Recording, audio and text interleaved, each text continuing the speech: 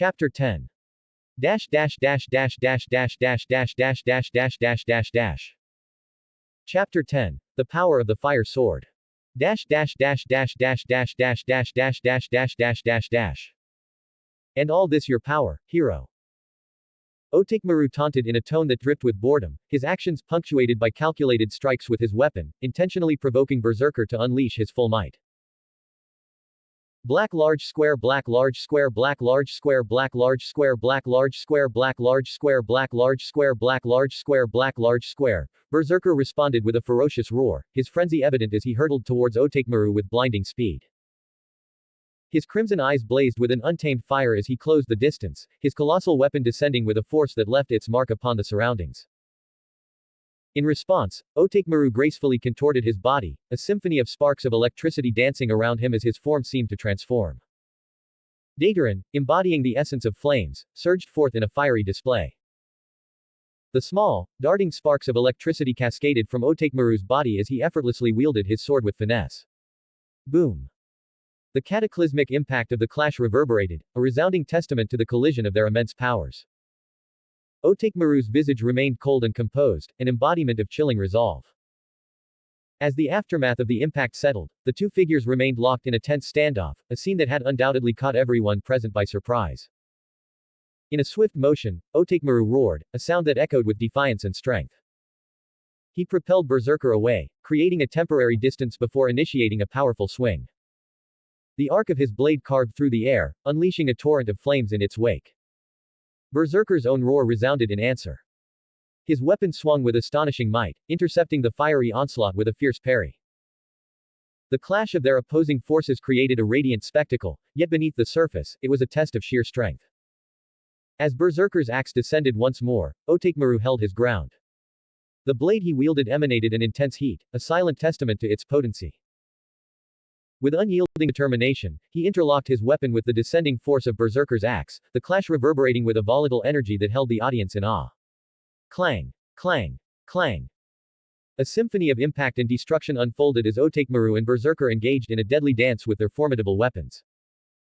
The expression on Berserker's face was one of pure fury, his thunderous roars harmonizing with the force of his strikes. In stark contrast, a twisted smile played on Otakemaru's lips, his eyes gleaming with excitement and anticipation. Among the spectators, even Saber's countenance mirrored surprise. The scene before them was beyond expectations. This monstrous figure, with its calculated movements and unhinged grin, wasn't merely equaling Berserker's strength, it seemed to tower above him in strength. See, I told you my Demon King is the strongest, Monaka affirmed, her gaze fixed in awe upon Otakemaru's display of power. Don't count him out just yet. Berserker isn't giving his all. Ilya retorted to Monaka's declaration, her determination unyielding. She turned her attention to Berserker, who was locked in combat with Otakemaru. Berserker! Show them your true strength. Ilya's shout resonated, a plea to push her servant beyond his limits and avoid defeat. In response, Berserker emitted a primal roar reminiscent of a lion's mighty howl. Fueled by his master's call, he intensified his assault, striking with greater ferocity and unparalleled force. His weapon cleaved through the air with newfound determination, clashing with Otakemaru's defenses. This time, the impact exerted more pressure, gradually pushing Otakemaru back. Sensing his opponent's increase in power, Otakemaru's smile widened, showing a mixture of excitement and frenzy. The intensification of the battle only increased his satisfaction, reflecting the excitement he derived from facing a formidable foe. Berserker lowered his weapon, and with a casual grace, Otakemaru sidestepped the turbulent gale stirred by the giant's earth-shattering strike. The storm of force he unleashed was but a gentle breeze compared to the tempests he had tamed in his storied past. He swung Dataran towards Berserker's cranium, yet the giant deftly retracted his head, evading the impending impact. In a fluid motion, Berserker lunged forward, his axe cleaving through the air towards Otakemaru. The Oni King, however, leapt with the dexterity of a warrior who had overcome thousands of battlefields, effortlessly avoiding the colossal weapon's deadly arc. Show me your true strength. Otherwise, you'll perish and turn to ashes, Otakemaru declared with a gaze so terrifying it could fray the resolve of even the most valiant of heroes. With a surge of power, he pushed aside Berserker's weapon, the force unyielding as if he were shoving aside a mere twig. Swift as the wind, he then raised his sword aloft, a whirlwind of flames spiraling around him, before descending upon the giant. Slash. The onlookers stood aghast as a fountain of crimson erupted from the gaping wound rent across Berserker's chest, a testament to the brutality of Otakemaru's assault. And then, in a stunning twist, the spectators witnessed Otakemaru's sword blazing with a conflagration so intense it consumed not only blood but even flesh. As expected, the Berserker's body was drenched in a gruesome tableau of blood and searing burns, his form a testament to the relentless onslaught unleashed by Otakemaru. The battlefield was a canvas of violence and fire, and it was clear to all that the tide of the battle had shifted dramatically. It was Otakemaru who now stood as the victor in this deadly dance. Yet, the giant remained unyielding. He was impervious to pain and driven only by an insatiable fury. With a roar that echoed the depths of madness, he swung his weapon in a desperate bid to swat Otakemaru away like an insect. But the Oni King evaded each strike with an almost disdainful ease, his lithe movements a testament to his mastery of combat. As Berserker lowered his massive sword axe, Otakemaru steeled himself, his gaze unwavering. With unshakable focus, he brought Datoran down upon the flat side of the axe blade with a resounding clash. The impact sent a tremor through the battlefield, causing even the most stalwart observers to feel a chill down their spines. Berserker stumbled under the force of the blow, a split second that Otakemaru seized upon. Around Datoran, a swirling vortex of flames emerged, growing in intensity with each passing moment, as if the very essence of Inferno had converged upon the blade. Otakemaru's voice was a low murmur, almost like an incantation, as he uttered, Kajayaki, Azayakana Asa no Yokai. And then, with a thunderous roar that seemed to shake the heavens themselves, he thrust the blazing sword toward the Berserker's body. Boom. The collision was akin to a detonation of a hydrogen bomb, the very air quivering with the force of the impact. The sword of flame, a burning lighthouse in the abyss, pierced through the Berserker's form with devastating precision. As the blade cleaved through flesh and bone, it obliterated the giant's head and hands, a symphony of destruction that sent cascades of blood and flesh evaporating into nothingness. The surrounding landscape suffered a similar fate, the once verdant terrain transforming into a desolate wasteland under the influence of the flame sword's destructive power. In an instant, a blazing conflagration engulfed the colossal Berserker, an all-consuming inferno that left no room for resistance. As the crimson flames danced and consumed his body, the giant was left defenseless against Otakemaru's overwhelming might. With a single thrust of the flame-engulfed sword, Berserker was propelled backwards, his massive form tumbling through the air before crashing into the ground. In his wake, only the skeletal remnants of his once existence remained. Otakemaru's expression remained unchanged as he observed the aftermath of his devastating strike. The victory was his, but he couldn't help but feel a twinge of disappointment. While Berserker had proven to be an opponent quite strong, the lack of technique and the absence of coherent strategy had left Otakemaru yearning for a more challenging engagement. He mused that perhaps, if Berserker had regained his sanity, the outcome might have been different, a battle both harder and more fulfilling. In the end, his long years of dispatching mindless monstrosities had conditioned Otakemaru for swift, efficient victories. This skirmish was no different. Interlude. He defeated Berserker. Rin murmured, her astonishment evident in her voice. The final attack had carried an immense danger, a condensed torrent of mana that seemed to defy the laws of reality. It was as if a colossal hurricane of magical energy had been compressed into those flames, a sun's worth of brilliance igniting in the heart of this tainted world. Berserker is defeated. And by him. This man. He's the most dangerous presence here. He could even eliminate Berserker. He wields the strength of mad enhancement, yet maintains his sanity. I doubt I stand a chance against him. Saber's thoughts spiraled into a gloomy abyss as she observed Otakemaru's leisurely retreat, his steps measured and unhurried, as though he were strolling through a garden rather than the aftermath of a battle that should have been a fight for life and death. This man, this creature of overwhelming might, had surpassed mere strength. He emanated an aura of regality, a presence that resonated with the essence of a king, a monarch whose dominion extended beyond physical prowess alone. This man, or rather this monster, possesses unmatched power. Saber's realization dawned upon her with a weighty gravity. She chastised herself for underestimating him, for failing to take the threat seriously from the outset. Her body tensed involuntarily as he drew nearer, his approach accompanied by a faint smile that revealed his sharp fangs. The sight sent an icy shiver down her spine, as if she were facing not a mere human, but a dragon cloaked in human guise. It appears your servant has outperformed himself, Ilyasville, Manaka remarked with a sly smile, her tone dripping with mischief.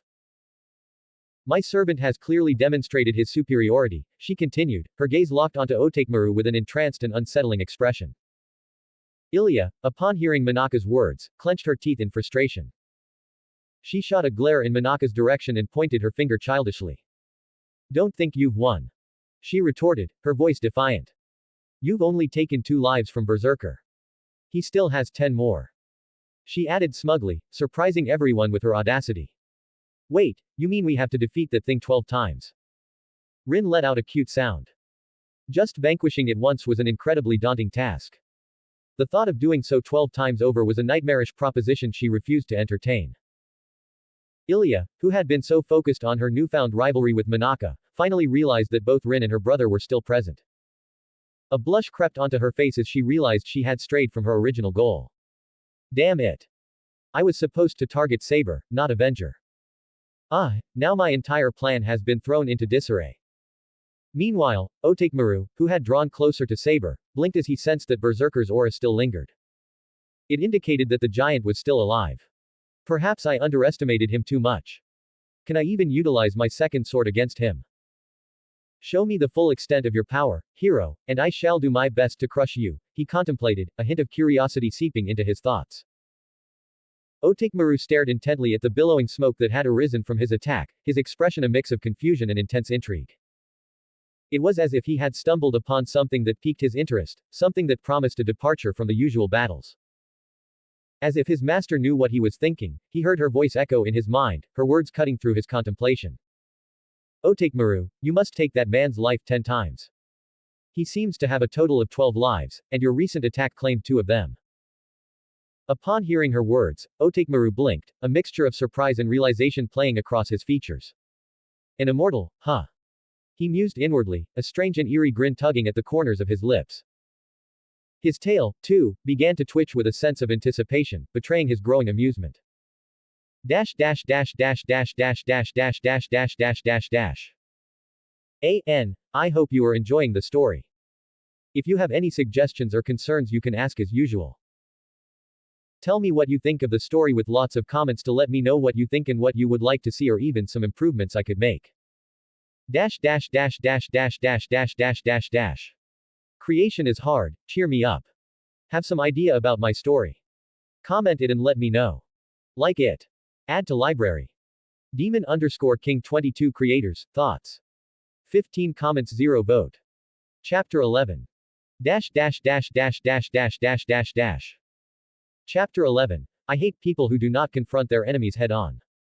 Dash dash dash dash dash dash dash dash dash dash.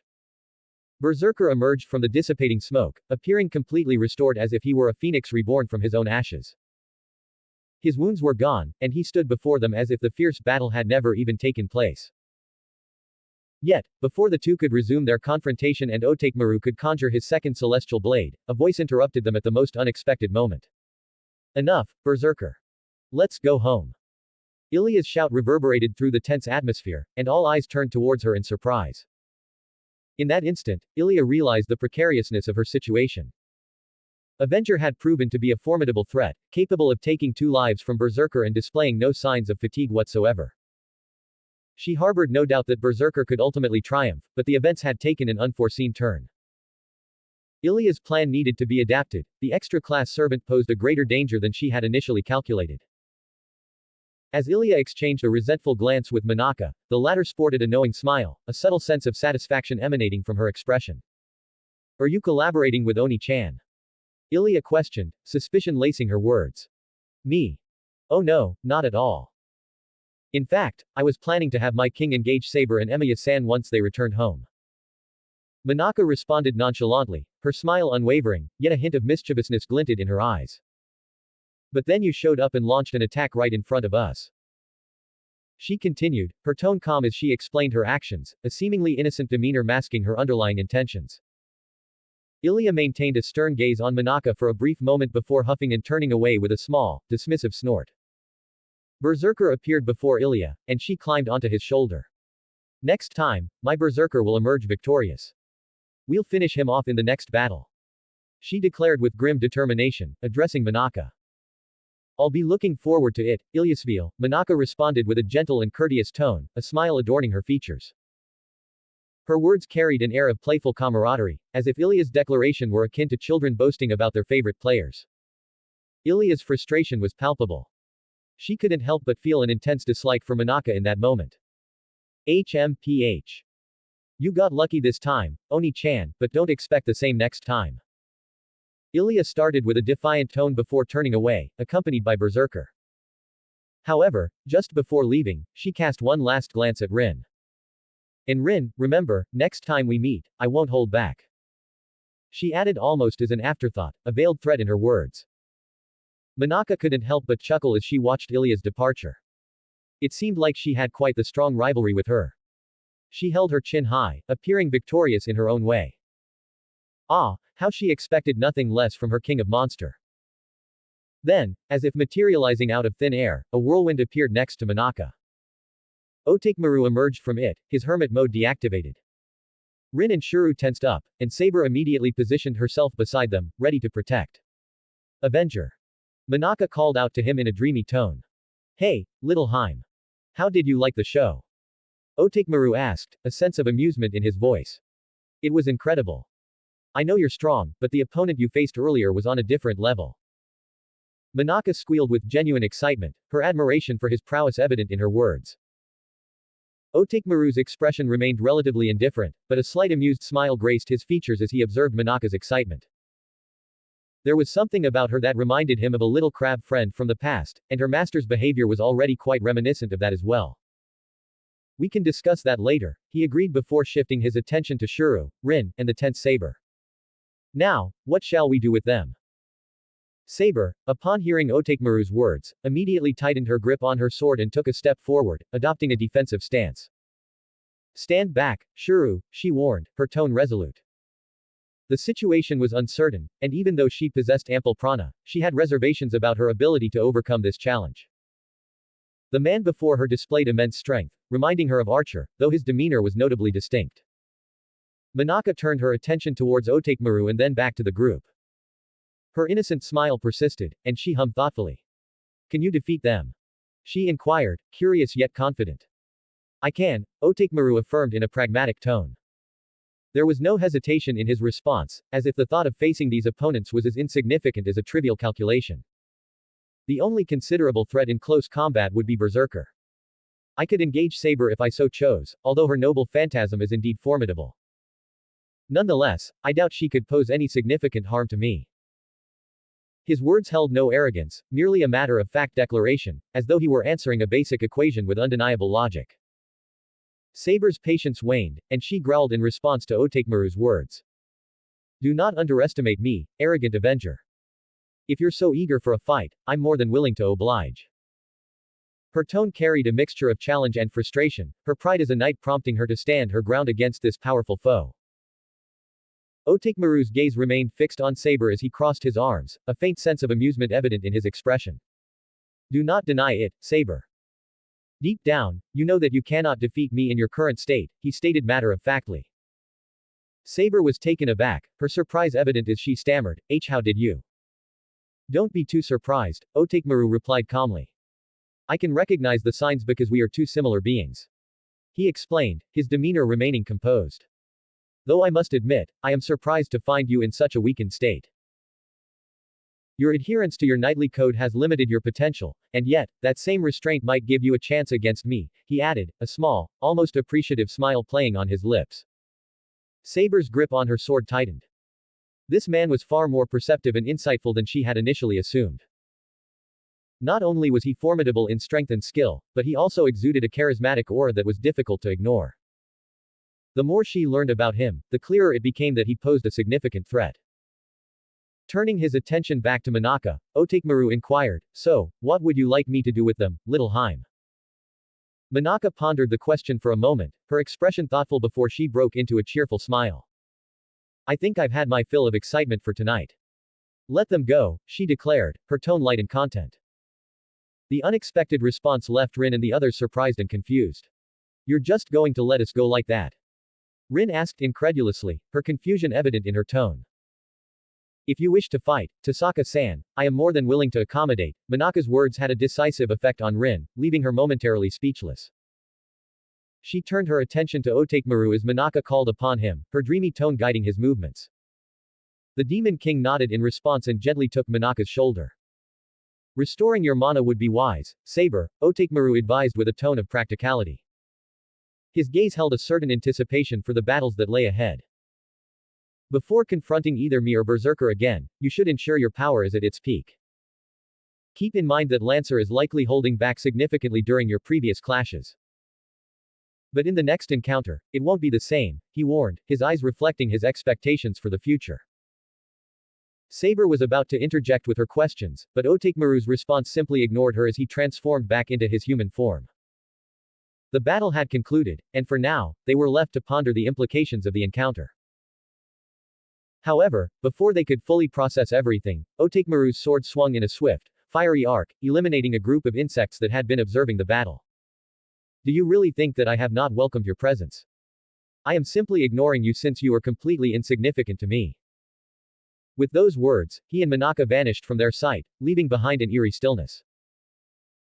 As the quiet settled over Shuru, Rin, and Saber, the tense atmosphere finally found its release when Shuru spoke up, his voice a mix of awe and uncertainty. Did that really just happen?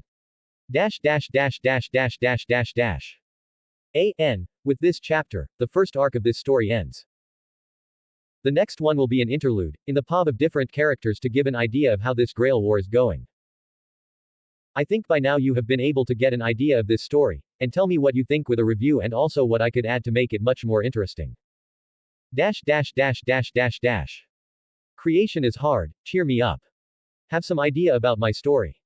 Comment it and let me know. Like it. Add to library.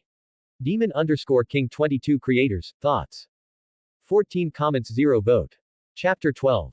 Dash dash dash dash dash dash. Chapter 12. Interlude. Dash dash dash dash dash dash dash. Meanwhile in the Ryudo temple. Caster aka Medea Pav. I scowled as my eyes remained fixed on the fierce battle unfolding before me. Avenger, the newly introduced extra-class servant, was facing off against none other than Heracles, the legendary Greek hero known for his unparalleled strength and feats that even rivaled those of the gods. Witnessing this clash of titans, I couldn't help but feel a sense of unease settling in the pit of my stomach. It was a grim realization that even with assassin on my side, facing Heracles head-on would be an arduous task. Despite the assassin having been reinforced in Japan, it was becoming increasingly apparent that Heracles held an insurmountable advantage. His sheer power and indomitable spirit were enough to give anyone pause, even me. What unsettled me even more was the presence of the Avenger-class servant himself. He had displayed a level of strength and control that I hadn't anticipated. My initial concerns about this unknown factor had eased somewhat when I had a brief confrontation with Avenger, the other extra-class servant, a few days ago. That encounter ended in a standoff, leaving me to believe that the extra-class servants might not pose an immediate threat. However, the current situation shattered that assumption. Avenger's ability to not only hold his own against Heracles but to actually triumph with apparent ease left me questioning my previous assessment. It seemed that the extra-class servants were far more formidable than I had given them credit for, and Avenger's strength was nothing short of alarming. As I observed the battle unfold, I couldn't help but mull over my options. While Berserker's unique trait of possessing 12 lives was a significant advantage, it was also a double-edged sword. The fact that he had to be killed 12 times over made the task at hand all the more daunting. And then there was Avenger, a seemingly healthier and more controlled version of Berserker. The prospect of facing these two powerful adversaries was, to put it mildly, disconcerting. In the midst of this uncertainty, I found myself contemplating the best course of action. My plans would need to be adjusted, my strategies reevaluated. The emergence of the Avenger class had added a layer of complexity to the Grail War, one that demanded a careful consideration of every move. While doubt and concern may cloud my thoughts momentarily, I refuse to be deterred. I am Medea Witch of Colchis, and I shall find a way to navigate these new challenges and emerge victorious, even if it means reshaping my plans to account for the unexpected strength of the extra-class servants. Moreover, the potency of his last attack was undeniable. It wasn't merely a manifestation of magic, but an intricate fusion of prana and mana, both of which he had compressed within his fire-imbued sword before releasing it with explosive force. The sheer magnitude of his power was reminiscent of the mystical abilities wielded during the Age of Gods, an era long past. It was an era in which mighty warriors and magicians walked the earth, their strengths akin to legends. But there was another puzzle to solve: Avenger, the enigmatic extra-class servant who had proven to be more than a match for even Heracles. The evidence was clear, Avenger's combat style and form indicated his origin from the eastern lands. Yet, his identity remained shrouded in mystery, a fact that troubled me greatly. How had this warrior escaped my knowledge and research? It was disconcerting to realize that his capabilities were utterly unknown to me. This is a precarious situation, I muttered to myself, my brow furrowing beneath my hood. My meticulously crafted plans were now at risk of unraveling. Avenger's strength was a variable I hadn't anticipated, and the threat he posed to my base was undeniable. His abilities were a far cry from the unrestrained madness of Berserker. As I contemplated the dilemma before me, my attention was diverted by a disturbance near the edges of my territory. A spell from my crystal ball allowed me to perceive the unfolding scene, and what I saw left me astounded and disturbed. My eyes widened beneath my hood, a mixture of shock and intrigue coursing through me as I gazed at the grotesque tableau laid out on Ryudo Temple Street. A macabre masterpiece of human bodies, contorted and mutilated, bore the marks of an overwhelming force. It was as if an entity of immense power had unleashed its wrath upon these frail mortal forms, leaving behind a chilling reminder of the devastation it could wrought. But this horrifying spectacle was far from over, for within the gruesome tableau lay a cryptic message, scrawled in blood. The words themselves sent an icy shiver down my spine. Did you enjoy the battle, Caster? A wave of unease washed over me as I read those words. The implications were undeniable. Whoever had orchestrated this gruesome display not only possessed the power to inflict such carnage, but they were also acutely aware of my presence, my surveillance. This was a calculated message, a taunt that struck at the very core of my existence. The realization struck me like a blow. My carefully woven web of knowledge and manipulation had been laid bare before an adversary who reveled in their own audacity. They had defied convention and dared to challenge me directly, seemingly unconcerned with the consequences. As I continued to observe the eerie scene before me, my mind raced with possibilities.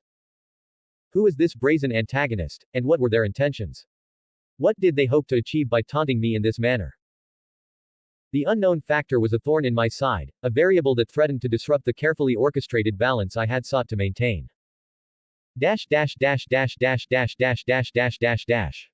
Meitu, Mansion. Zuken Meitu aka Zuken Makiri. My bugs have been annihilated. I could only mutter with obvious annoyance that was evident in my voice. My thought turned to the revelation of the extra new class that had been introduced in this Grail War, the Avenger. It was a development that intrigued me because it marked a departure from the established norms of ritual. The Holy Grail War had always been a battle of strategies, in which the 7 main classes clashed in the quest for the ultimate desire. But now, with the appearance of the Avenger, the rules had been rewritten and the dynamics of the conflict had changed. As I stood amidst the shadows, my decaying body resonating with the eerie hum of insects, I contemplated the potential consequences. The Avenger class, by its very nature, heralded a wave of unpredictability. It was a class fueled by revenge, driven by emotions that transcended the confines of reason. This meant that the battles to come would be marked by chaos and upheaval, with the Avenger's unique power disrupting the carefully laid plans. This development intrigued me, for it offered a new avenue to exploit. The Avenger's presence was an opportunity to sow discord and confusion among the other masters and servants. With their vengeful motivations, the Avengers could serve as powerful catalysts. It was a chance to manipulate the very essence of the Grail War to further my own nefarious goals. We had assembled all the actors upon the stage, yet what we lacked were not the participants but the qualities of the actors themselves, and the true beauty of the stage. One more presence in this grand performance would not have altered the course, for I had spent years preparing for this precise moment. Perhaps, if another had joined, it might have served to mitigate the distortions that plagued this Grail War, transforming it into the grand ritual I had yearned for so long. In the interim, as Shadow continued to grow, drawing ever closer to its impending birth. It was in that very moment that it would decree my victory, and my most fervent wish would at last be granted. As I contemplated my plans for the near future, a sinister smile played across my lips. The insects within me seemed to buzz with anticipation, as if echoing the malevolent excitement that simmered within my mind. The Avenger class was a wild card, a variable that could tip the balance in unexpected ways. But I was no stranger to the art of manipulation. I would find a way to harness this chaotic force to my advantage. I relished this unpredictability, for it was in chaos that my dark desires thrived. And as I embarked on my next steps, I knew that the presence of the Avenger would be the key to unlocking new avenues of influence and power. Dash dash dash dash dash dash dash dash dash dash dash dash dash. Creation is hard, cheer me up. Have some idea about my story? Comment it and let me know. Like it. Add to library. Demon_King 22 creators, thoughts. 13 comments 0 vote. Pissed. Download the app for additional rewards. More events, more perks. Winning you more free perks. Download now. Demon_King 22. Download app now. Chapter 13. Dash dash dash dash dash dash dash dash dash dash dash. Chapter 13. Embryo. Dash dash dash dash dash dash dash dash dash dash dash. Homurahara Academy. Archer aka Shiro Emiyapov. I find myself perched upon the rooftop of this school, my astral form gazing down upon the unfolding events of the Fifth Holy Grail War. It seems that, for the most part, this world aligns with the memories I carried with me. However, there are discrepancies, slight but significant, that I must acknowledge. When I told Rin that my memory was partial, I did not speak falsely. My origins lie in a future time, and I've returned to prevent the tragedy that befell me by eliminating my younger self. My recollections of the war one once experienced remain somewhat hazy, but the core events unfold as I remembered them. The confrontation with Lancer, his quest to seek his younger self, it all unfolds like a script I've read before. I recall the wounds inflicted by Saber when she was summoned and turned upon me. But then, there is the unexpected presence of Berserker, the Eighth Master, and the introduction of the extra class, Avenger. That particular servant was not part of my past memories. Only when I asked Elia for information did I realize how fucked up the reality of the situation was. Only when I asked Elia for the Avenger was going to be an almost impossible opponent to defeat unless all the masters in this war formed an unprecedented alliance. This alliance would have to include Artoria and Gilgamesh, with their noble phantasms unleashed to full power, since that monster was a candidate beast. As if the presence of an Avenger within the Grail wasn't already a considerable concern. Manaka Saju was an enigma to me. Though I might have heard whispers of her in my own world, the details of her existence eluded me. How had she become a master in this particular timeline, capable of summoning a servant whose power dwarfed even that of Berserker? The undeniable truth that this world was not my own rankled with irritation and anger. My sole wish was to return to my original timeline and fulfill my mission, to eliminate Emiyashuru from my world. How many times have I taken lives? How many times had I been forced to watch my ideal trampled upon? How many innocent souls had I dispatched to protect others equally innocent? The tally of lives extinguished by my hand had long exceeded my count. Surely, it numbered in the thousands, if not more. A burning hatred for that damn hero of justice, that version of myself, simmered within me. This world, while different from my own, could not be allowed to perpetuate the same tragic cycle. If Emiyashuru here still clung to his impossible dream, then it was my duty to thwart him before he walked down the path I had tread. My actions were not driven solely by anger, although my loathing for my past self was undeniable. They were also motivated by a desire to spare the Emiyashuru of this timeline from the torment I had endured. My wounds had healed, allowing me to prepare for another night of battle. Although I may not have had the strength to summon my reality marble, I was certainly capable of wielding high-level weapons. Then, like a creeping frost, a chilling aura slithered up my spine. Its sinister presence was all too familiar. I recognized it immediately. This malevolent aura. I knew who it belonged to. In an instant, it materialized, and in another instant, it vanished, as if it had all been a fleeting dream. What in the world? I muttered, stunned. That aura was in close proximity, right here at this school. It appeared that the day was beginning with an unexpected twist. Archer. Did you sense that? Rin's voice resonated in my mind. I could hear the fear and anxiety in Rin's voice, and I couldn't blame her. The aura in question would make even seasoned warriors quiver, instill fear in even the bravest of servants. For a magus inexperienced in battle like Rin, such terror was entirely reasonable. I felt it, Rin. As far as I can discern, there's no movement within the academy. It originates from inside, I replied somberly. Rin, exercise caution. Contact me if you encounter the source. Understood. I rose to my feet and narrowed my eyes. There was no doubt in my mind that the aura belonged to Angra Mainyu. And one thought occupied my mind, the possessor of that malevolence, Sakura Meitu. What on earth is going on in this war? I thought in frustration, gritting my teeth. There seemed to be no end to the surprises, for I felt the presence of someone familiar, someone I had met the night before. Why the hell is he here? I couldn't help but mutter with obvious annoyance in my voice as I watched a young man with short white hair enter the school looking like he was taking a leisurely stroll. Evidently sensing my gaze focused on him, he flashed me a beaming smile that did nothing but send chills down my spine.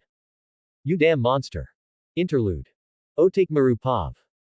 Oh, interesting, I found myself muttering as my eyes fell upon the imposing school building that lay before me. It seemed that my decision to come here was right to investigate this place while my little master rested quietly, recovering from the tumultuous events following the clash with Berserk. After my battle with Heracles, I approached the church area as my senses had sensed a faint but unmistakable presence, a fragile but living entity. And there we discover her, a young woman with cropped hair, dressed in a somber black dress. The woman bore the marks of a harsh existence, her body marred by dirt and bruises, but there was something more sinister at play. She had been tainted by an ever-strengthening shadow. Fortunately, fate had led her to cross paths with me. It was a relatively straightforward task to consume and assimilate the malevolent, utilizing it to trace back to its source, or whatever force sought to manifest this shadow in our world. Regrettably, my young master could not bear witness to this encounter, for she held an intense fear of the shadow that had enveloped this. It wasn't surprising, considering the malevolence within that shadow had the potential to plunge this already impure world into madness. Anyway, I murmured, surveying my surroundings and sensing the presence of several servants watching me. This presence feels oddly familiar. Perhaps my summoning was not merely caused by the innocent little monster. Behind me, a distorted figure materialized, and it felt as though the world itself struggled to accept its presence. The figure took on the form of a three-headed white humanoid dragon, a magnificent yet eerie sight to behold. This dragon was adorned with intricate chains that bound its limbs, as though its immense power needed restraint. It carried a symbolic flag, draping it like a regal cloak, and the fabric billowed gently in the ethereal breeze that enveloped it. As the dragon ascended, a pair of shadowy wings extended behind it, their shapes resembling menacing blades, poised to cut down any obstacle that dared to stand in its way. Fortunately for the other servants in this war, the figure vanished after a few moments, as if it had been nothing more than a fleeting dream. Interlude. Meanwhile in the school's bathroom. Sakura Meitu aka Sakura Tasaka Pav. I was not having a good day. When I arrived at my senpai's house this morning to prepare food, as I did every time, I couldn't help but feel a very unsettling feeling at the sight of a blonde woman named Saber.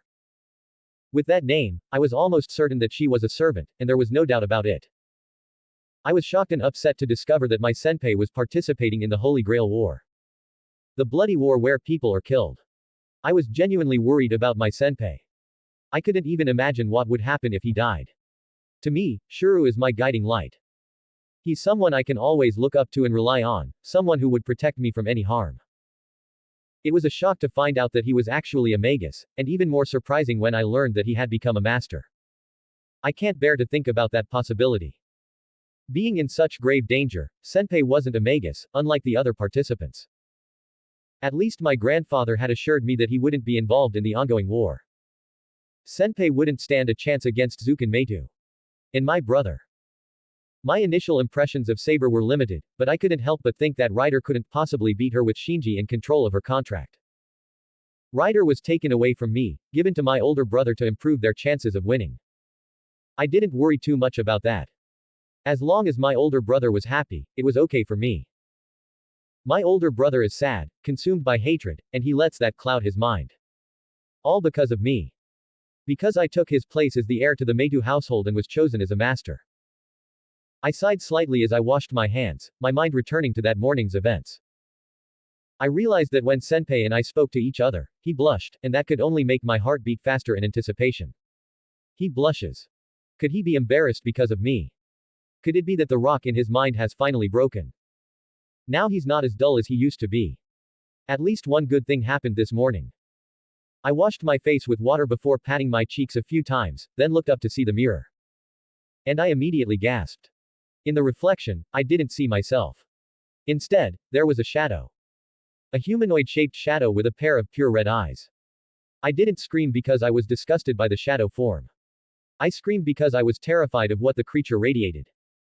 All the evil and shadow radiated from it, as if it were the embodiment of the dark emotions of the entire world. The creature stretched out its hand and seemed to step out of the mirror, as if the reality before me was merely a daydream I couldn't escape, something I had to face in order to move forward. I instinctively stepped back, my breathing heavy, my eyes wide with terror, my jaw hanging open in fear as I shook violently. I wanted to run. I needed to run away from it. I had to run away from it. But I couldn't. Somehow, I couldn't move. I was frozen in place, and then the shadow's hand touched my cheek. The touch was cold, devoid of any warmth, filled only with dark emotions. But the shadow didn't harm me. It touched me as if a child were caressing a parent. Unbeknownst to me, the moment the shadow touched me, part of my hair turned white, and my purple eyes shifted to red and back to purple. Then, the shadow spoke. I could only scream before pushing away the shadow, which dissipated to the ground like a splash of water, and I ran out of the bathroom. Anywhere. I wanted to be anywhere but trapped with that thing. I wanted to see my senpai. I needed his comfort. I had to meet him. I longed to be held by him. I desperately needed him. Little did I know, that encounter awakened something inside me. The black grail piece containing a part of Engryo stirred the moment it came into contact with me. Dash dash dash dash dash dash dash dash dash dash dash dash dash dash dash dash dash. Creation is hard, cheer me up. Have some idea about my story. Comment it and let me know. Like it. Add to library. Demon_King 22 creators, thoughts. 14 comments 0 vote. Chapter 14. Dash dash dash dash dash dash dash dash dash. Chapter 14. Acute snake. Dash dash dash dash dash dash dash dash dash dash. Otakemaru Pav. I could sense the presence of the shadow gradually fading from the impure world, until it vanished completely, retreating to its dormant state until the opportune moment called it forth again. Above all, I had a growing suspicion about the cosmology from which this shadow emerged, and it posed an intriguing challenge. Boredom was the last thing I would experience. Well, this just got more interesting, I murmured, a wide grin spreading across my face.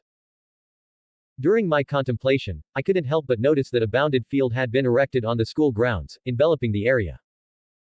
Glancing around, I observed that most of the humans had fallen unconscious, while the servants were gearing up for combat nearby. It seemed that the stage was set for a grand spectacle. Certainly, I had no intention of missing out on the excitement. As I strolled slowly through the school building, the surroundings underwent a transformation that fed my imagination. Yet, everything appeared to be enveloped in a brilliant white. I was on my back, surrounded by a white void. Well, almost all that met my eyes. Beneath my feet lay a vast expanse of water, a sea I needed to traverse to reach my predetermined destination. As my feet touched the water's surface, it created gentle ripples that spread out into the boundless space around me. However, I paid little heed to this as I continued my journey. Eventually, I encountered a rather unassuming door positioned at the very center of this surreal world. With no particular haste, I turned the handle and entered, finding myself immediately in the midst of a confrontation between archer and rider. Their respective masters wisely kept their distance, avoiding any potential harm. Additionally, I noticed new faces joining this Holy Grail war, individuals who appeared to belong to the Metu family. My appearance seemed to have been enough to interrupt the skirmish, as the respective servants returned to their masters' sides, clearly wary of any potential action I might take. What the hell are you doing here? And more importantly, how did you get here? Archer asked me with a clear tone of confusion and suspicion while he stood before Rin and Shuru, making a futile attempt to halt me in case I posed a threat to them. I was not particularly surprised by his shock. After all, to get here in a few seconds, I had used a marble phantasm that allowed me to materialize my imagination. It is the ability possessed by elementals, who are essentially the senses of touch for the natural world. By connecting their will directly to the world, they are able to transfigure the world into whatever environment they imagine. Of course, the level of manifestation varies depending on the scale of the elemental, and it goes without saying that only nature can be transfigured, things that exist independently of nature are immune. But I certainly wasn't the kind of Oni who liked to flaunt their strength or indulge in tales of violence and bloodshed while guzzling down a large barrel of sake until I was intoxicated. Well, from what I could remember, only Ibaraki Dodge fit this description. Even Shuden Doji was much easier to handle, at least until he was completely drunk. Then the nearby humans would have to pray to their gods not to end up being killed and eaten. Picture, Ibaraki, Shudenduji. And who the heck would you be? Said a small human boy with blue, curly hair and blue-gray eyes. His hairstyle looked like seaweed to me, the same kind I used to season the food I cooked for my subordinates and friends back in Mount Suzuka. It seemed that the humans of this modern age had become either more ignorant or had simply forgotten the terror of facing a being that could not be defeated. But I quickly lost interest and completely ignored him. I didn't see anything special in him or even just a little spark of light that could give me any challenge. He was just another human full of malicious intent trying to fulfill his selfish desires to the best of his ability. Disgusting. Therefore, I decided to shift my attention to new targets that were evidently much more interesting. Especially toward the two women with similar characteristics, who had caught my interest for different reasons. The first one was a human girl with exotic plum-colored hair and eyes, and a voluptuous figure stretching her school uniform. Large breasts, wide hips, and a clearly visible round ass on which the usual long school skirt rose higher. Seeing her, I couldn't help but think of a certain girl as cold as a snowflake who didn't know human emotions and tried every day to understand their hearts and feelings. Instead, the other one was a more mature and very tall woman, even taller than me if I had not altered my body. She could only give me a feeling that I was looking at that old mountain snake. But unlike him, she looked much prettier. A cute snake. She had an even more sinful body, voluptuous curves of huge, round, plump breasts, thick, full hips, and long, lush, curved legs. All of this was held together in a tantalizing wrap of an outrageously skimpy black and purple strapless dress and thigh-high boots of the same color. Despite the absurdly curvaceous body, however, my attention fixated on her hair. It was a large and beautiful mane of shimmering purple, lighter in color than that of a little human girl, and it reached down to her ankles. Around her neck, she wore a purple belted choker, and around her eyes, a blindfold of some sort. A seal of some kind for a noble phantasm. I concluded almost instantly, holding it out for a future battle with her. Hey, Ryder, kill this guy, Shinji managed to say with disdain in his voice, as if he hated being treated as if he were something completely insignificant. But, against his expectations, Ryder stood motionless without moving a muscle. She looked at me with reverential awe, realizing immediately that she had no chance to win.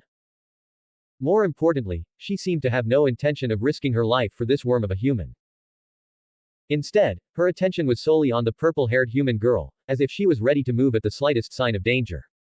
Interesting.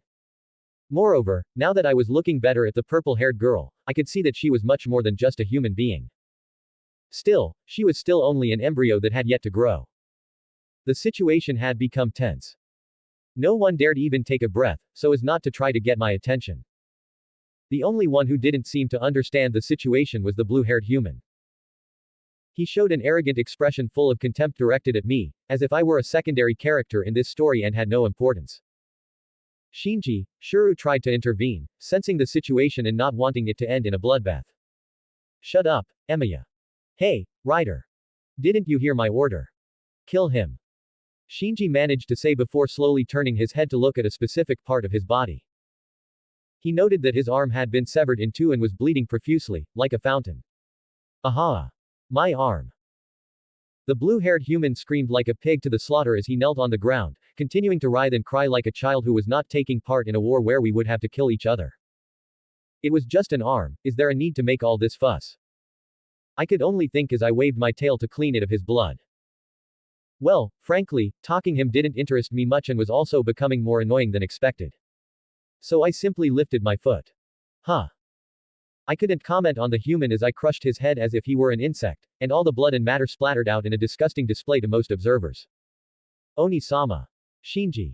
X2. What a pathetic human being, I think only mutter, ignoring the surrounding surprised voices as I approached the human who had captured my interest.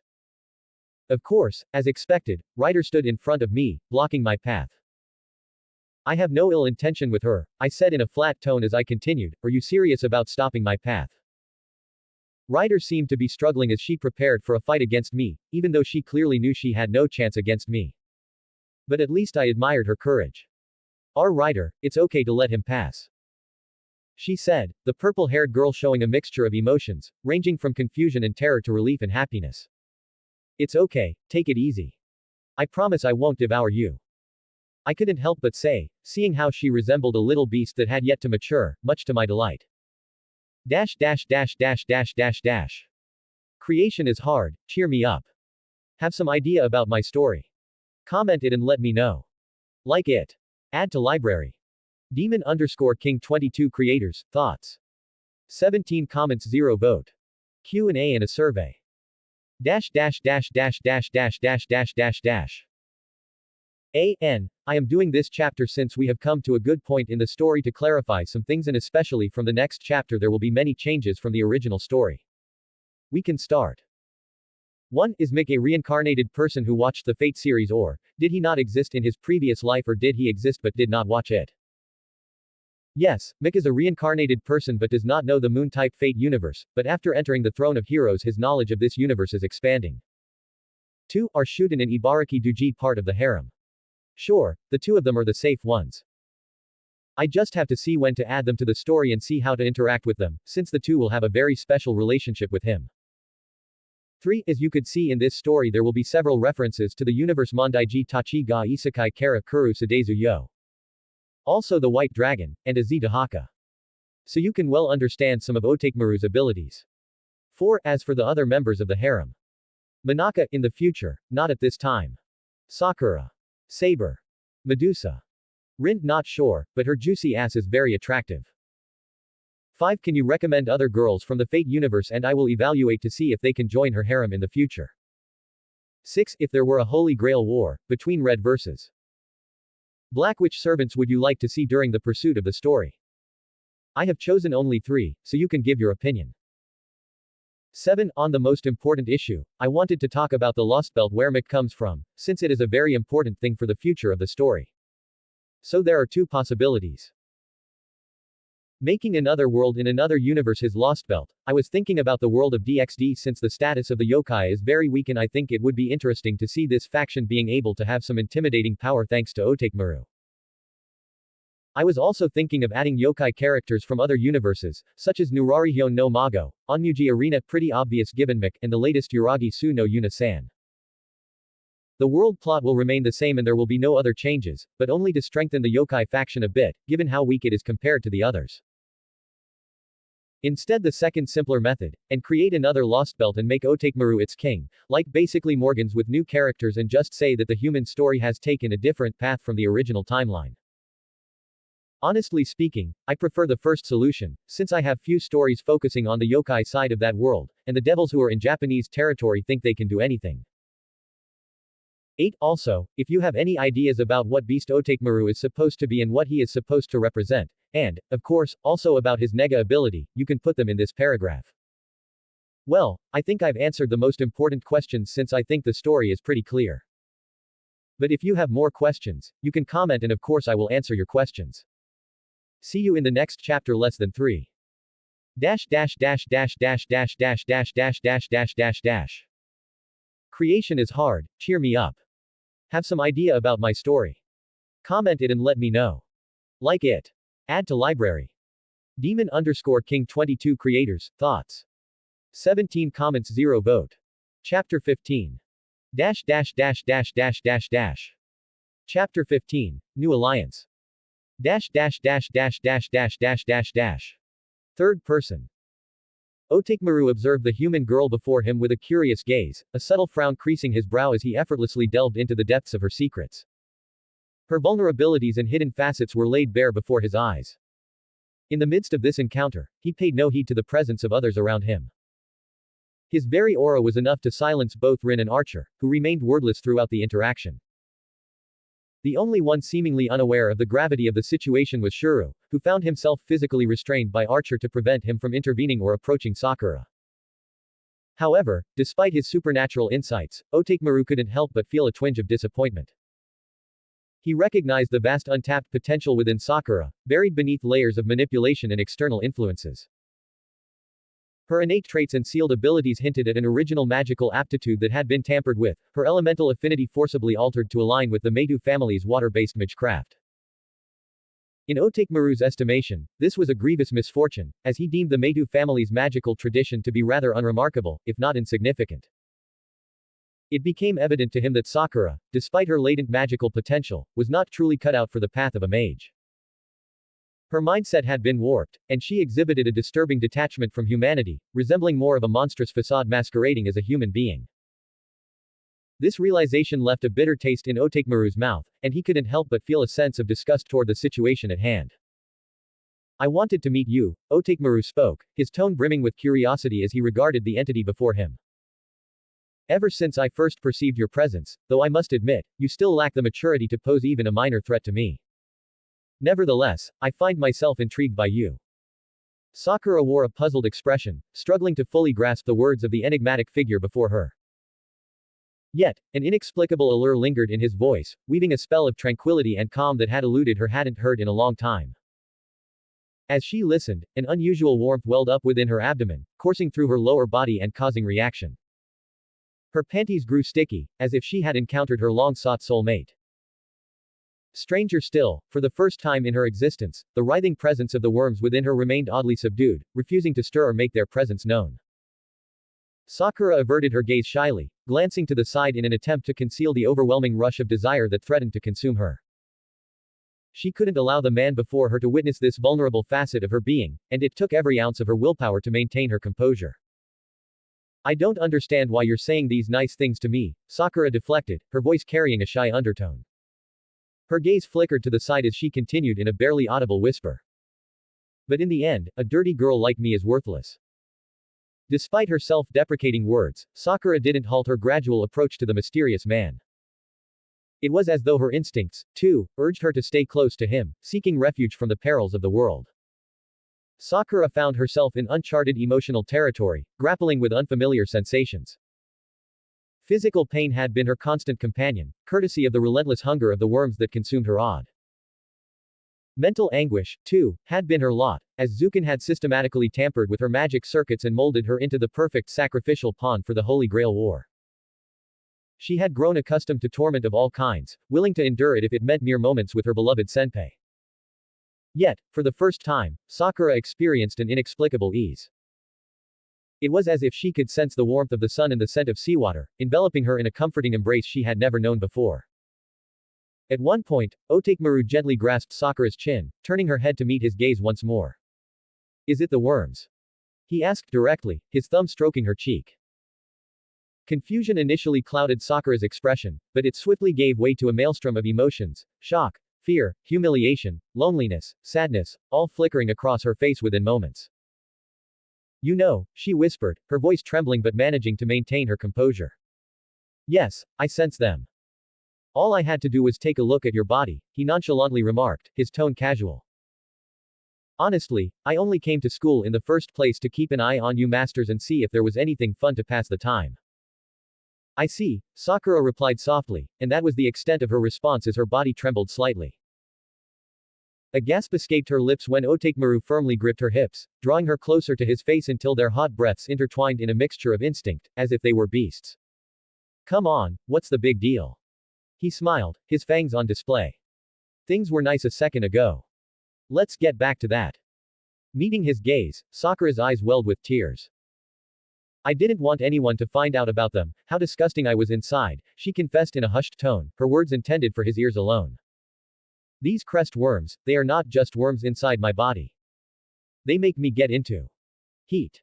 They gain power through tantric rituals by eating semen. I have been forced to have sex to feed them for years, since I was a child. I'm not really worth it, I'm completely defiled. Her little pity party was interrupted by a surprised little gasp coming from her plump pink lips when you slid his hands down her hips and pulled her closer to him. Trust me, he smiled, I've seen things far more disgusting than a few worms inside you. He knew the human body better than anyone else. After all, he had had a thorough understanding of how everything worked. After making mountains of human corpses, for trying to steal the treasures of Mount Suzuka and causing his beloved peace. Some worms around, they were not up to the task of entering him. In addition, many yokai had the habit of torturing humans in different ways and he can say he had seen many things in his life. Sakura gave him a surprised look, her face flushed once again. Apparently, these worms weren't really a consensual thing, huh? Otakemaru asked as his golden and violet eyes met and you could feel sparks in the air, and really incredible how you managed to resist and not have fallen into madness with those things inside you. No. They weren't, Sakura admitted truthfully, looking a little stunned all things considered. Grandpa made me take them years ago.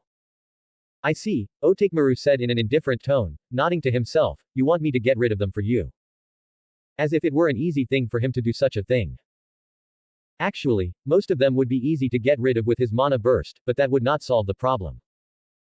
After how long they had been inside her and had connected to her nervous system, a miracle was needed for that. Fortunately, he had the perfect thing to make something like that happen. Sakura regained her coherence, and her eyes filled with fear. No, you can't.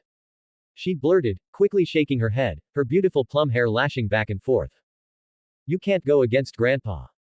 Otakemaru couldn't help but burst out laughing. Die. Being killed by a mere old human being. The thought was so ridiculous that it wasn't even funny. Oh. That was good, he gave another small chuckle. Me, being killed by some old human being who relies on worms for his magic, it's just impossible and I feel like killing him at this exact moment. Sakura couldn't help but stare at him with a shocked expression as her confusion deepened, as if struggling to fully comprehend the being in front of her. I don't understand, Sakura said, shaking her head in disbelief. Why did you want to meet me? Why are you bringing all of this into play? What do you want from all of this? She couldn't help but ask, while she could feel the world as she had known it shattering. Just simple curiosity. Otakemaru replied, as he continued, what do I want from this? He went on, making sure to keep his gaze fixed on her, how about you? Creation is hard, cheer me up. Have some idea about my story. Comment it and let me know. Like it. Add to library. Demon_King 22 creators, thoughts. 23 comments 0 vote. Chapter 16.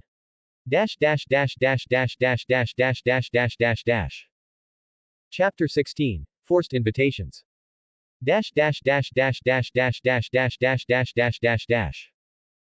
Me.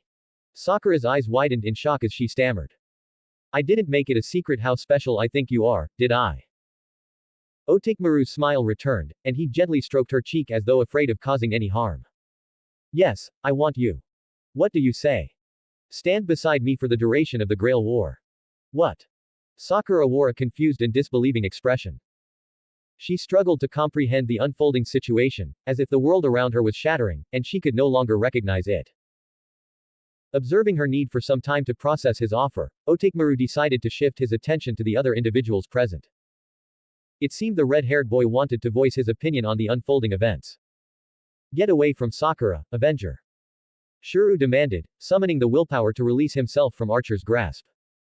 His determination and courage were admirable, surpassing even some heroes of the past. Otakemaru's interest was piqued as he regarded the audacious human who dared to confront him despite being well aware of his overwhelming strength. Under normal circumstances, most humans wouldn't have the courage to face him head-on. Their survival instincts were usually their only defense, as they lacked the power to match the might of a being like him. Shuru, though clearly struggling to resist Otakemaru's overpowering presence, refused to yield. His unwavering gaze held an unmistakable determination to face such a formidable being. I won't give up. No matter how strong you may be, I won't let anyone get hurt. Not Sakura, not Rin. I'll protect them all, and become a hero of justice. The Oni King paused for a moment, a big and terrifying smile adorning his face as he listened to Shuru's passionate words and his unwavering commitment to his goal. These are the words of someone who hasn't tasted true despair. So, in this holy grail war, I'll show you what true despair looks like, Otakemaru declared, taking slow steps forward as a familiar three-headed dragon materialized behind him. Shuru, clutching his neck, visibly struggled to breathe. He had to kneel to prevent himself from fainting under the overwhelming power of the Oni King. Otakemaru couldn't help but feel a sense of disappointment.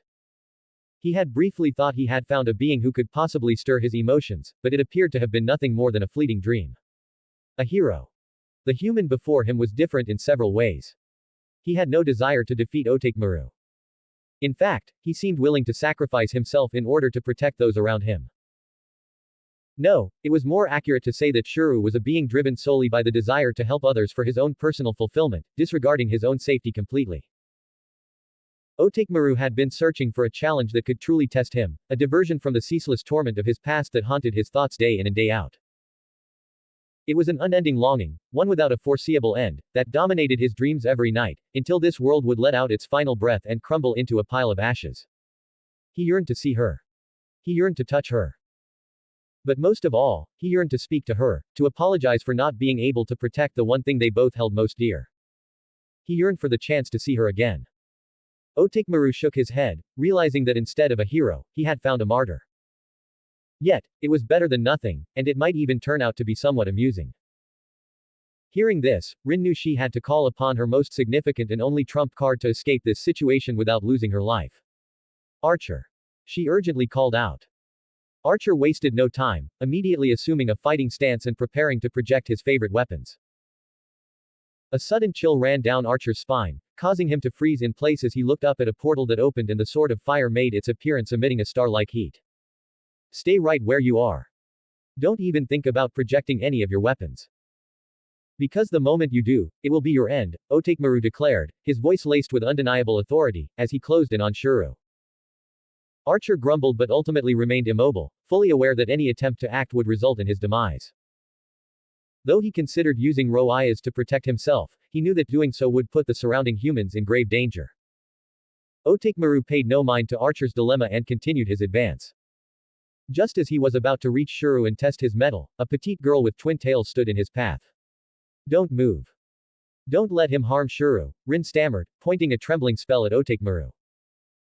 Her voice wavered with fear, and her body shook like a leaf, realizing the vast difference in power between them. Otakemaru extended his hand casually, and Rin could only watch in horror as it approached her. Her instinct screamed at her that death was imminent. Tasaka. The voices of those nearby cried out in desperation. However, what everyone anticipated didn't come to pass. Rin could only let out a confused murmur as she felt a gentle tap on her head, followed by a soft caress that inexplicably put her at ease. You are a resilient child. It seems I've gained something from my visit, Otakemaru remarked, withdrawing his hand from Rin's head. His eyes shifted to Shuru, who stood behind Rin, struggling to move under the immense pressure. As for you, I'll have another opportunity to show you true despair. Otakemaru's words hung in the air, but no one dared to respond. His overwhelming presence left them all too afraid to utter a word in defiance. Yet, he had no interest in their reactions. So, are you willing to stand by my side for the duration of the Holy Grail War?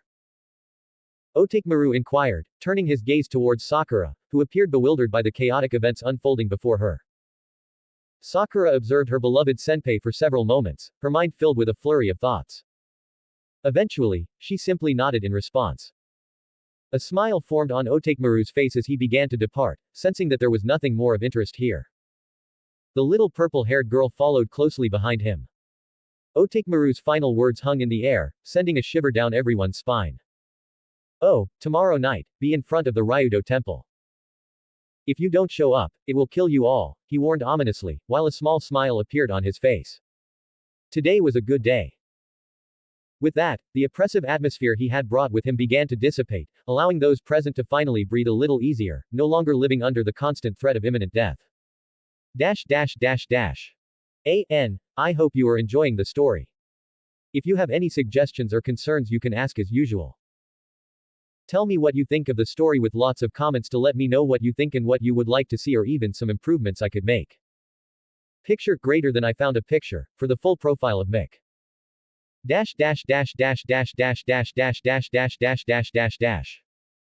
Creation is hard, cheer me up. Have some idea about my story. Comment it and let me know. Like it. Add to library. Demon_King 22 creators, thoughts. 19 comments 0 vote. Chapter 17.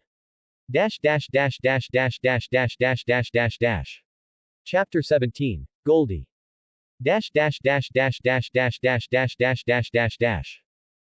Writer aka Medusa Gorgon Pav. While in my spiritual form, I found myself observing Sakura, who appeared surprisingly calm, given the presence of the monstrous creature before us.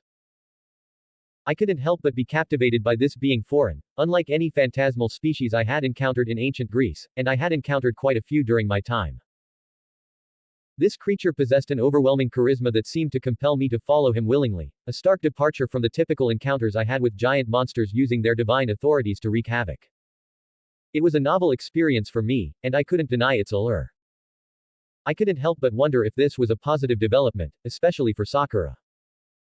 I hoped for the best, as this enigmatic being didn't seem to harbor any ill intentions towards her. In fact, he appeared deeply intrigued by her, a fact that both intrigued and concerned me. Ever since my summoning into this Holy Grail War, my sole desire had been to rescue Sakura from the clutches of the Meidou family and see her lead a life filled with happiness.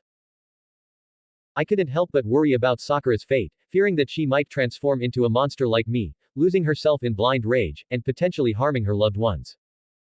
However, I understood the complexity of her situation. She was torn between her personal desires and the role forced upon her. As these conflicting thoughts swirled in my mind, I could only hope that this unexpected turn of events would ultimately prove to be a blessing for Sakura. In a world where no hero seemed capable of saving her, my hopes rested on this monster that was similar to me. Interlude. Otakemaru Pav. I made my way into the Sanju mansion, following the mental connection I shared with the innocent little monster. Upon entering the dining room, I found two women engaged in light conversation over a cup of tea. Otakemaru. My little master's excited voice filled the room as she greeted me. In an attempt to calm her down, I gently patted her on the head. You're always brimming with energy, my little Heim. Of course. You promised me something really fun tomorrow. She beamed, a cute smile forming on her face. Yes, I did promise that. You just need to be patient a bit longer. Even for me, this Holy Grail War is becoming rather dull, I admitted. She let out a thoughtful murmur, her gaze shifting beyond me, her eyes taking on a blank expression. My king. Who is she? She pointed towards Sakura, who appeared somewhat uneasy in this new environment. She's a new ally of ours and Rider's master, I replied with a growing smile. Since she has nowhere else to go for the time being, she'll stay here and work as a maid. Huh. She repeated her confusion, clearly taken aback by the unexpected development. Both girls in the room expressed surprise, with Sakura blushing slightly, while Monaka's reaction seemed less pleased. I could sense her growing murderous intent as each moment passed. In an effort to diffuse the situation, I continued to pat the blushing Loli's head, a gesture that only deepened her embarrassment. As I continued to rub her hair, Monaka's anger began to dissipate. It was clear that I was ruining her mood, but I could also feel the joy she derived from the warmth of my hand on her head. A bright smile spread across the innocent little monster's face as I continued my actions. This feels nice. I heard her murmur, and it brought a smile to my own face. I could now appreciate how she must have felt when she did the same to me repeatedly back when I was a cute little Oni, practically inviting her to cuddle and tease me simultaneously. However, it was not the time to get lost in nostalgic memories. My attention shifted to the remaining woman in the room. Would you like to join us? We're going to pay a visit to that phony priest, I said, watching as her expression changed, much to my amusement. Bazet responded firmly, her fists clenched and her gaze unwavering. It was evident that she still harbored deep resentment and a burning desire to make the fake priest pay for his actions. In the end, she simply shook her head. My involvement would only be detrimental to your cause, she stated plainly. I understand, I replied with a casual shrug of my shoulders. There would be other opportunities in this Holy Grail War for Bazet to exact her revenge on the priest. Interlude. Third person. In the Brotherhood, in the Satanic Church. Monaka ascended the hill leading to the Fuyuki City Church with an air of serenity. Her beautiful short blonde hair danced in the breeze, accentuated by the elevated terrain. Surrounded by tall trees on both sides, the path she followed was paved, resembling a road. As she reached the metal gates of the complex housing the imposing church, Otakemaru couldn't ignore the palpable malevolence in the atmosphere. It seemed to intensify with each passing moment, but this only served to strengthen him. Hello, it's been a while since the visits, Monaka greeted a man who stood tall and well-built but exuded an ominous aura. His dull eyes nullified any attractiveness he might have possessed. This was Kirei Kotomine. Kirei was a high-ranking church executor, remarkably competent, and the overseer of the impending Holy Grail War in the city. He ensured that all the rules of the war were strictly followed and that masters who had lost their servants were granted sanctuary. I'm certain we'll have time for a little chat, Mr. Overseer, Monaka suggested, a faint smile gracing her angelic face. Kirei observed the young girl before him with a mixture of curiosity and a sense of impending danger. A thought crossed his mind that if the opportunity presented itself, he should consider eliminating her. However, his thoughts were interrupted abruptly. With a startled gasp, he found himself hurtling through the church, smashing through pews that crumbled beneath his weight in newfound momentum. Kirei's uncontrolled flight only ceased when his body and face collided with the church's white wall. Dazed and bloodied, the priest slowly lifted his gaze to see a young man with golden eyes standing before him. Though he appeared innocuous, Kirei recognized him as a servant. He was unarmed, but Kirei knew better than to underestimate him. Stammering, Kirei managed to ask, how? Otakemaru tilted his head slightly, his tail swaying behind him. His response was stern, you'd do well to keep your malicious intentions concealed within that worthless soul of yours. Displaying them so openly to me may lead you to get yourself killed right now.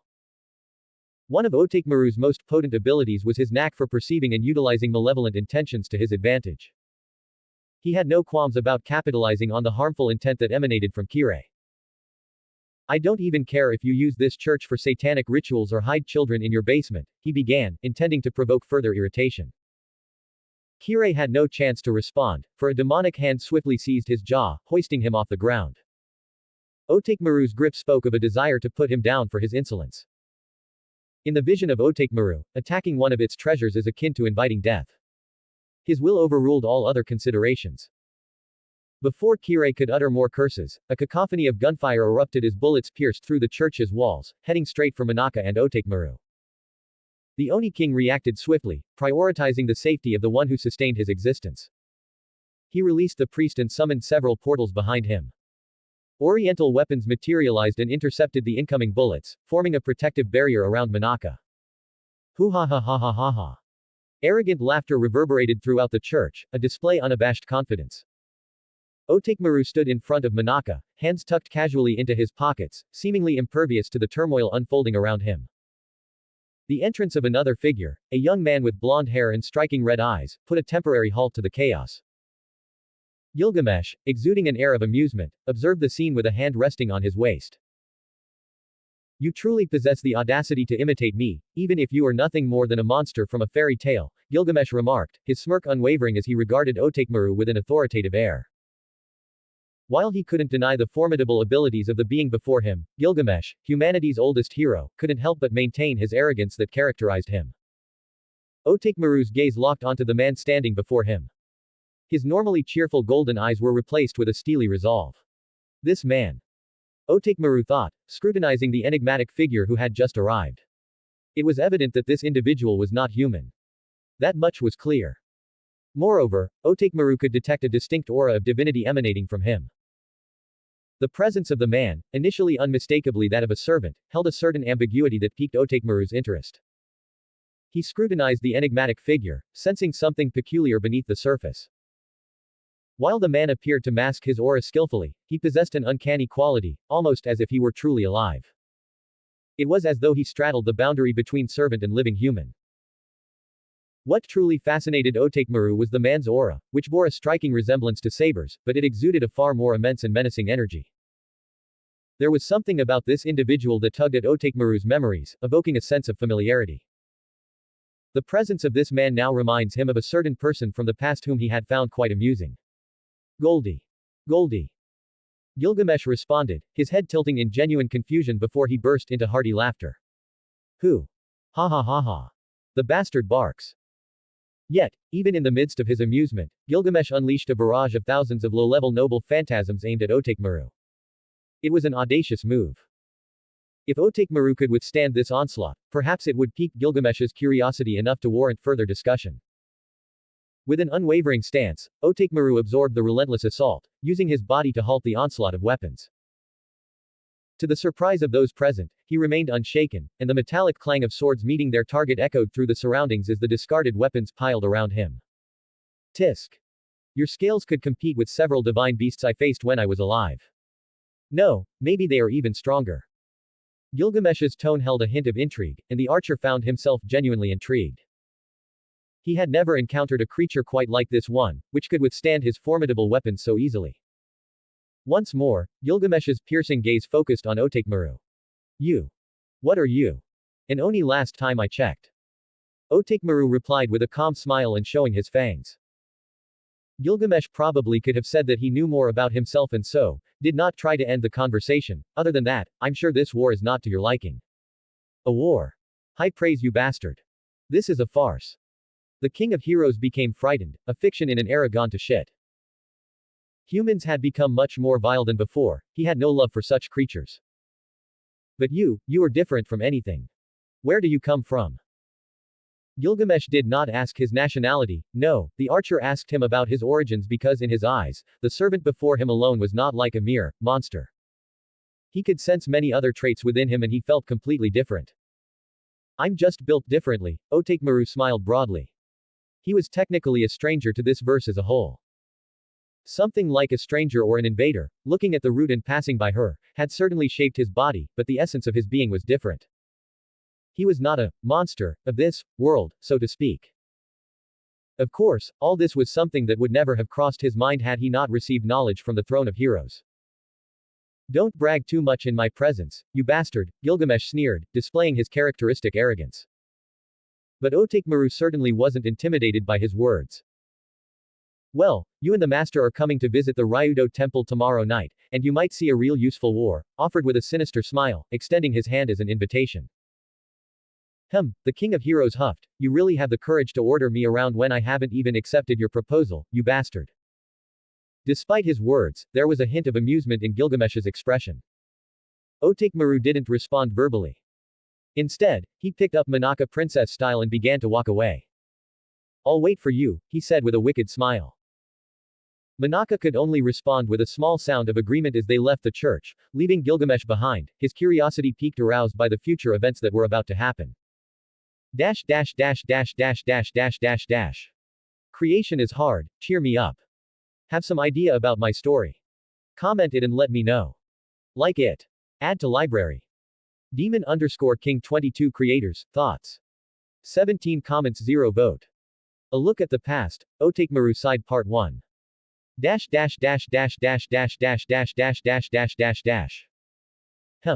Where am I? Monaka wondered, her hand resting thoughtfully on her chin as her gaze scanned the unfamiliar landscape before her. The last memory she had was drifting off to sleep in her comfortable bed, bidding farewell to her beloved servant. Picture to Monaka Seiju. Yet now, she found herself in this peculiar place. She stood above crystal clear waters that stretched to infinity. She could feel the cold, bare sensation of her feet as she stepped slowly across this serene, otherworldly landscape, something utterly out of place in the modern world. It was daytime, and the sky overhead was adorned with fluffy clouds. The sun's gentle rays kissed the vast sea, creating a picturesque scene that would be unforgettable. All in all, it seemed like a beautiful, peaceful day. However, Monaka's attention was captivated by something in the distance. She fixed her gaze upon a ship that lay in ruins. A group of fishermen, recognizable by their attire, was scattered around. What truly seized her interest, though, were the gruesome wounds that marred the fishermen's bodies and the sheer terror etched across their faces as they gazed upon a creature before them, a creature they knew they could never hope to defeat. Atop the wreckage of the ship perched a small oni, adorned with 2 delicate white horns and short black hair that partially concealed pointed ears, reminiscent of an elf's. Most strikingly, its eyes gleamed a familiar shade of gold. Otakemaru. Monaka couldn't help but mutter, her eyes widening as a rosy blush painted her cheeks. While this reaction might terrify most people, she was certainly not your typical individual. In fact, she rather enjoyed the sight before her, a cute Otakemaru with several humans quaking in terror. He paid them no mind, as though they were insignificant insects he could crush at any moment. Instead, he casually finished his meal of raw fish in his hands. Picture to little Otakemaru. It's a yokai. Run for your lives. We're going to be devoured. Monaka watched with evident disdain as the humans scattered, fleeing for their lives like animals driven by primal instincts. However, the situation took a turn when an exceptionally beautiful woman arrived on the scene. She bore clear Japanese lineage, with long, obsidian black hair that flowed like a waterfall down her back, as dark as the midnight sky. It framed a porcelain white face that appeared untouched by the passage of time. But it was her eyes that truly captivated attention. They held a deep, enchanting shade of purple, akin to a moonlit night. These mesmerizing eyes conveyed a sense of wisdom and determination that bordered on the terrifying. Her gaze possessed the power to both captivate and intimidate, a combination that was nothing short of spellbinding. The woman had a slender, voluptuous figure that could not be concealed by the battle attire she wore at the moment. Her presence exuded a fatal attraction that could captivate any man who dared to gaze at her for too long. Monaka couldn't help but admit that this woman was the most beautiful she had ever encountered in her entire life, a sentiment that stirred a hint of jealousy within her. It was the first time she had ever felt envious of someone. What's going on? Suzuka mumbled, her tone tinged with confusion as she regarded the little Oni before her. It's Master Suzuka Gozen. She's here to save us. Manaka observed how the surrounding people's negative emotions seemed to shift as if they had found their savior, granting them another day of existence in their miserable lives. Please save us. Otakemaru, still enjoying a large mouthful of fish in his hands, regarded the approaching woman with a curious expression. Who are you? The woman didn't immediately respond.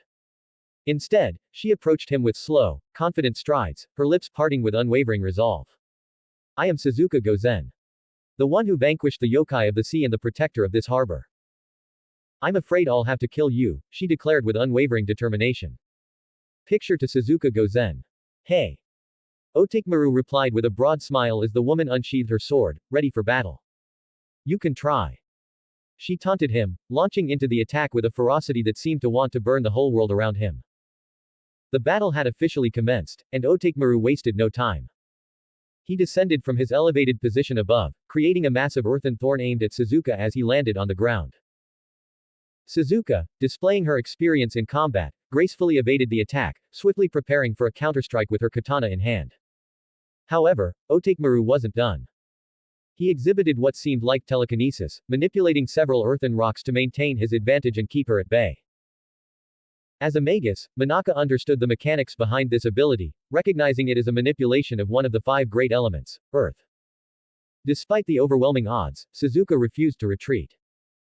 Her willpower burned with a relentless determination, pushing her to continue the fight, even in the face of such a formidable opponent. What's wrong? Otakemaru taunted, observing Suzuka's defensive stance. Bring out all your power. You can do better than that. Manaka couldn't help but notice that something was bothering Suzuka. The warrior kept glancing behind her as if she were frightened by something that remained just out of Manaka's view, leaving her perplexed. Don't look away. Are you underestimating me? Kid Otakemaru chided, his youthful voice laced with arrogance. You sure talk big for being so weak. Manaka, losing interest in the unfolding spectacle, felt confident that her beloved king would emerge victorious in any battle, regardless of the opponent. However, the drama was far from over. An elderly man clad in traditional samurai armor approached the battlefield, engaging in a conversation with Suzuka. Manaka couldn't hear their words from her vantage point. Her access to their conversation had been cut off. Nevertheless, she observed their expressions, noting a blend of sadness and melancholy that even her monstrous nature could perceive. At one point, Suzuka's expression shifted to one of acceptance as she gazed determinedly ahead. Slowly, Suzuka Gozen's form began to change right before the eyes of all present.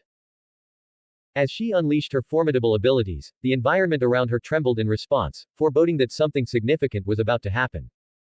Suzuka Gozen's transformation left Manaka in awe. The human woman had become a formidable entity that reminded her of the Jiaolong, a famous creature in Chinese mythology, a hornless female dragon. Suzuka Gozen's yokai form was a breathtaking spectacle of supernatural power and ethereal beauty.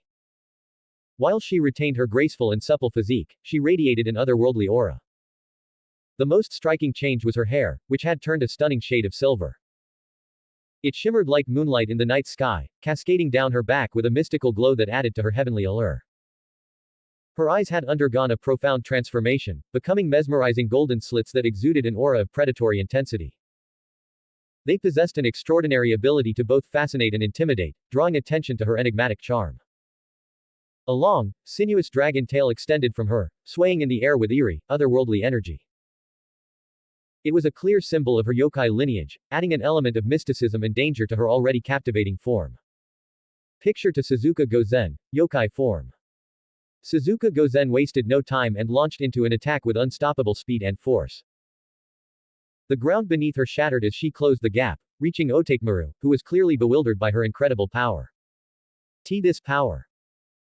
His words of surprise were cut short as Suzuka Gozen's fist collided with his stomach, creating a massive crater that stretched for hundreds of kilometers, a testament to her extraordinary strength. Otakemaru found himself defeated and immobilized, unable to defend himself. From his defeated position, he could only mutter in disbelief, "You. A yokai of the sea." It was an unequivocal victory for Suzuka Gozen, and Manaka watched the spectacle with cold, unfeeling eyes. However, it became apparent that the true nature of humans was about to reveal itself in all its glory. Despite Suzuka's valiant efforts to defeat the malevolent yokai and protect the lives of many, her true identity was now exposed. The onlookers regarded her with unmistakable fear and terror, and it was clear that dire consequences were imminent. Monaka witnessed an old samurai stepping forward, determined to protect Suzuka Gozen from the enraged mob of humans who sought her demise. In a scene reminiscent of a fairy tale's climax, Monaka observed as Suzuka took Otakemaru's hand, and they fled together. As they disappeared into the distance, Suzuka cast one last sorrowful glance over her shoulder.